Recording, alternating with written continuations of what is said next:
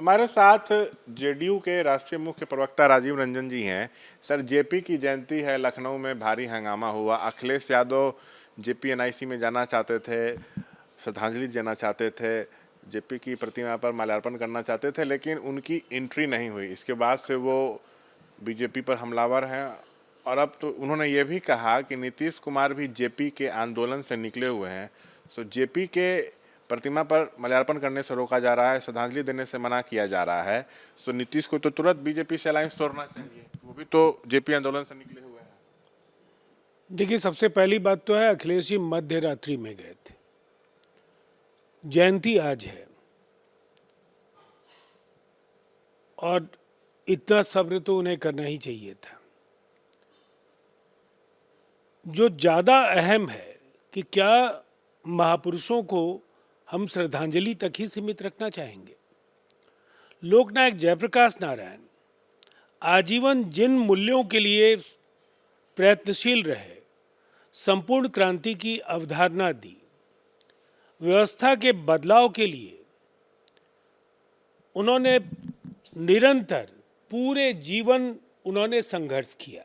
परिवारवाद, वंशवाद और जो कुरीतियां हैं उनको लेकर उन्होंने काफ़ी मजबूती के साथ पहल करने का काम किया। अगर लेस मात्र भी अखिलेश यादव जी ने उन जीवन मूल्यों की परवाह की होती, या स्वयं उनके पिता स्वर्गीय मुलायम सिंह यादव जी अब तो इस दुनिया में नहीं है, तो कम से कम परिवारवाद और वंशवाद को लेकर के जो लोकनायक की मान्यताएं थी उनका सम्मान उन्होंने किया होता।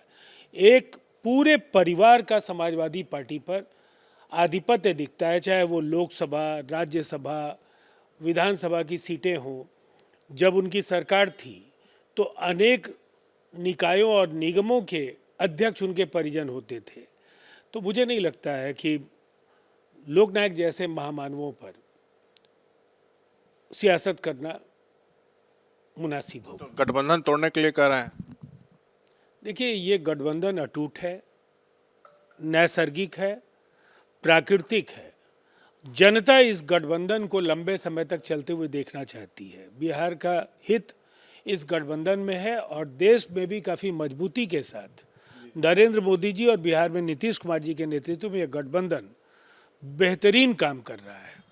पवन खेरा कांग्रेस के बड़े नेता हैं, वो कह रहे हैं कि नीतीश जी तो जेपी को भगवान मानते हैं, वह इस मुद्दे पर कब मुंह खोलेंगे, हम लोग इसका इंतजार कर रहे हैं। तो घेराबंदी तो अब नीतीश की शुरू हो गई है। सबसे पहले लोकनायक जयप्रकाश नारायण को और उस आंदोलन के प्रमुख नेताओं को 1974 से 77 तक कांग्रेस के आपातकाल के दौरान जिन यंत्रणाओं का शिकार होना पड़ा, लोकनायक ने जितने मुश्किल वक्त को कारावास में भुगता है, क्या उसके लिए पवन खेड़ा माफ़ी मांगेंगे? जेपी के नाम पर ही लोग राजनीति कर रहे हैं। देखिए, सबसे पहले कांग्रेस को तो कम से कम लोकनायक जयप्रकाश नारायण और उनसे जुड़े स्मृतियों पर कुछ भी बोलने का अधिकार नहीं है। ठीक है। देखिए, तो जिस तरह से नीतीश की घेराबंदी हो रही है इस मसले पर, उस पर जदयू की तरफ से जवाब दिया गया है। कैमरा पर्सन विशाल राय के साथ शशांक कुमार, एबीपी न्यूज़, पटना।